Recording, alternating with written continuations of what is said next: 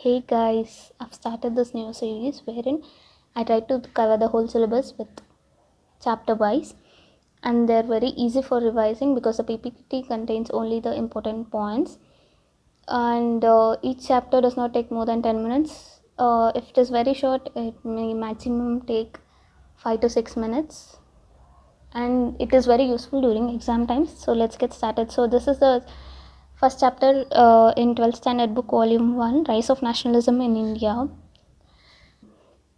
So initially they've given us the reasons for the growth of nationalism. The first thing and the main thing was the oppression of peasantry with the new land revenue system. The main problem was the British fixed the land revenue in cash. Earlier kings used to collect it in the form of grains or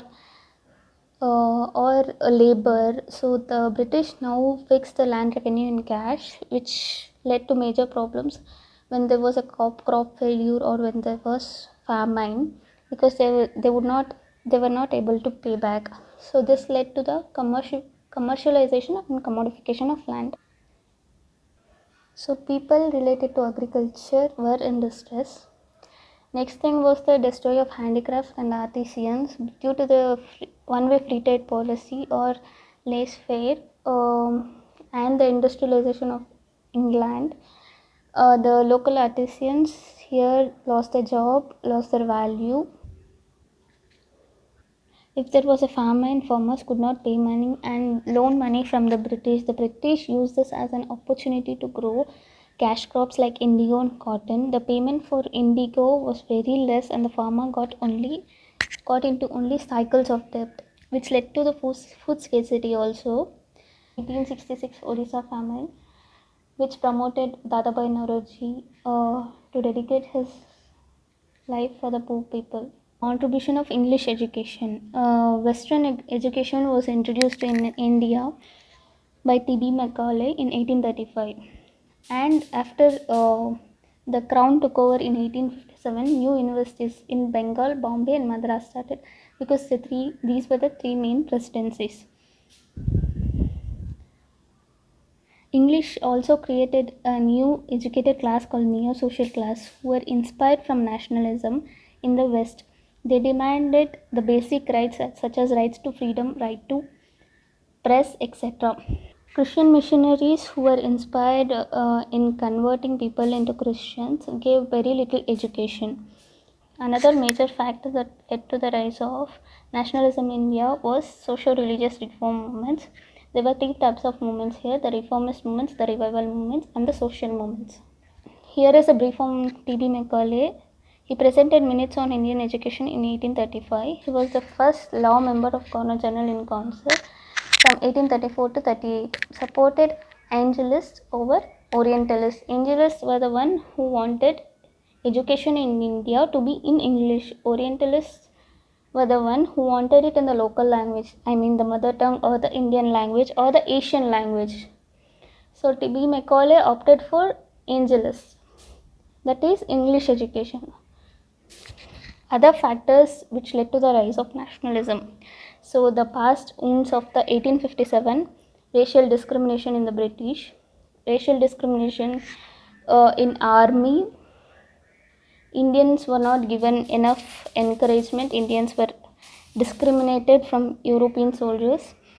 Exploitative measures, one of them is Vernacular Press Act. Vernacular Press Act discriminated English newspaper from local newspapers, that is local language newspaper. They put a number of restrictions and differentiated between the English press, English newspapers and local newspapers, which led to huge agitation.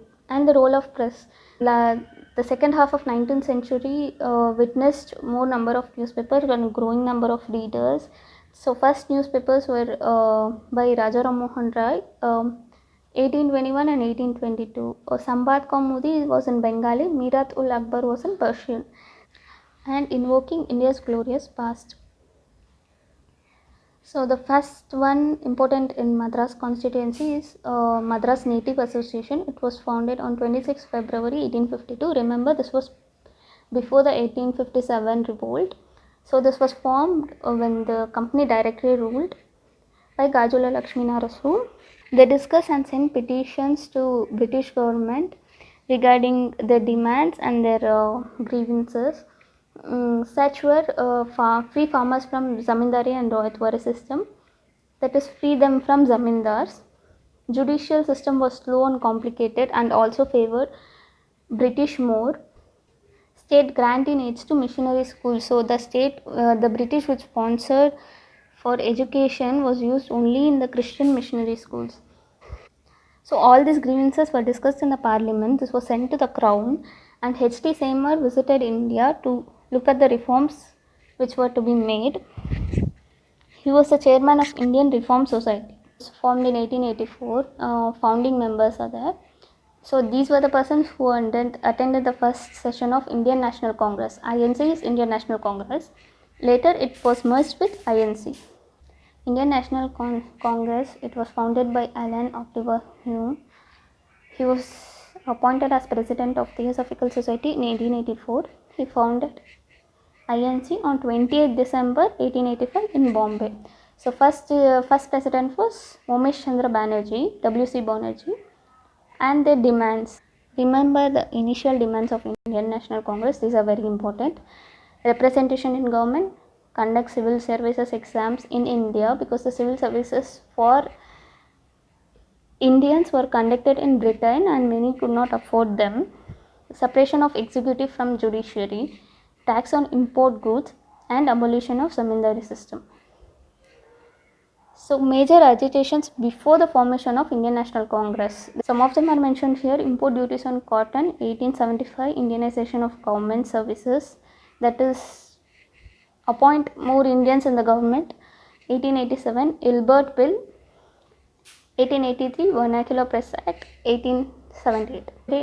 Early nationalists were very active during 1885 to 1915. They contained only elite section of the society. So very rich zamindars and educated upper class participated initially. Their mode of agitation was petition and prayer. The triumvirate Bal Pal Lal.